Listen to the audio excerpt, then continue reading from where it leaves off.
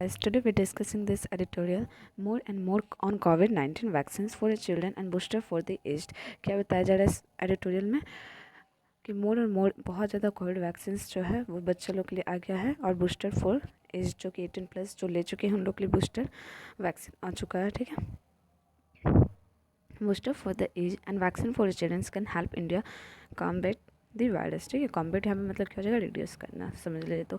तो बूस्टर जो है वो एज वाले लोग के लिए अगर आ जाए और वैक्सीन जो चिल्ड्रन के लिए आ गया तो क्या हो जाएगा, वो बहुत मदद कर सकता है इंडिया को रिड्यूस करने में वायरस को। Prime minister Narendra Modi note unlike A Santa Claus who inter home without warning and leave gift. ठीक है, प्राइम मिनिस्टर को यहाँ पे किसके द्वारा किससे कंपेयर किया गया, सेंटा क्लॉज से, जो कि क्या करते हैं, इंटर करते हैं घरों में और without warning and leaves gift, कुछ गिफ्ट छोड़ जाते हैं। Suddenly announce on Christmas night, suddenly क्या अनाउंस करते हैं क्रिसमस के नाइट, दैट प्रिकॉशन और a third dose of vaccine would be available from 10 January for health care front line worker and those over 60 with comorbidities on their doctor advice.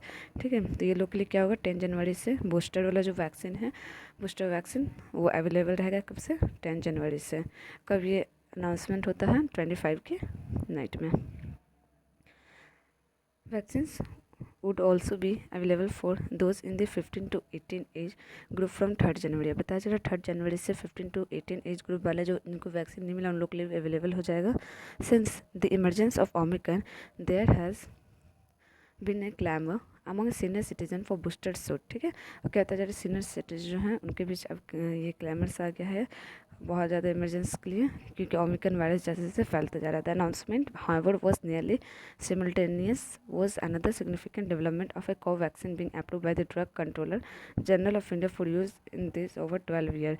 बताया जा रहा है कि Covaxin जो है वो अप्रूव करवा लिया गया है by the drug controller general of India for use in those over 12 year. ठीक है, this would make it the second vaccine after ZyCoV-D which has still to hit the market। ठीक है, बताया जा रहा है, और ये कब मिला था, this make it second vaccine after ZyCoV-D, जो कि क्या है, हिट कर चुका है, मार्केट को आ चुका है, to be approved in the 12+ year के लिए, कैटेगरी के लिए। कितने के लिए, 12+ कैटेगरी के लिए। There are close to 44 crore Indian below 18, और 44 करोड़ के आसपास इंडियंस जो वो बिलो 18 हैं। A third of women are 12 to 17 year old. The experience with Covaxin has shown the despite approval.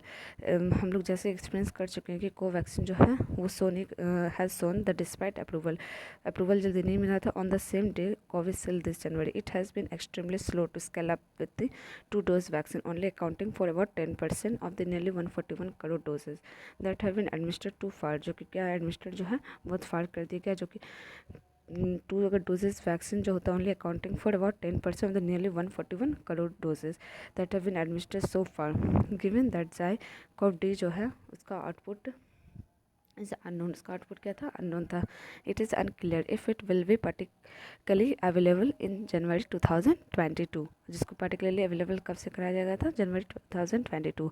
However the prime minister impromptu announcement is also puzzling. Prime minister जो announcement है वो तो किसके जैसा है, वो पजलिंग के जैसा उलझा हुआ। For more than a month national technology adviser group on immunization in India committee has report.